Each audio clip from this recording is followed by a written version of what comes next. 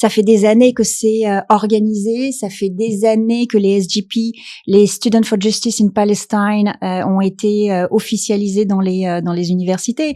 Ça date de avant 2014. Bon, ça date encore d'avant, mais vraiment entre 2010 2014, ils ont commencé à bien s'implanter dans les universités. Après 2014, un pic, et aujourd'hui, il y a quoi? Il y a 250 antennes de SJP aux États-Unis, 400 dans le Nord-Amérique.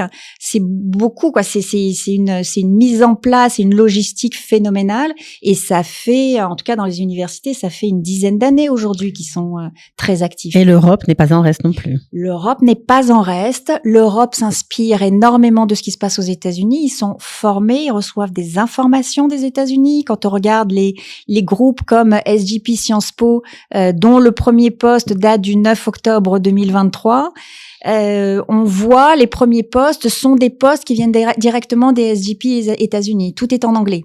C'est exactement le même design, ce sont exactement les mêmes messages.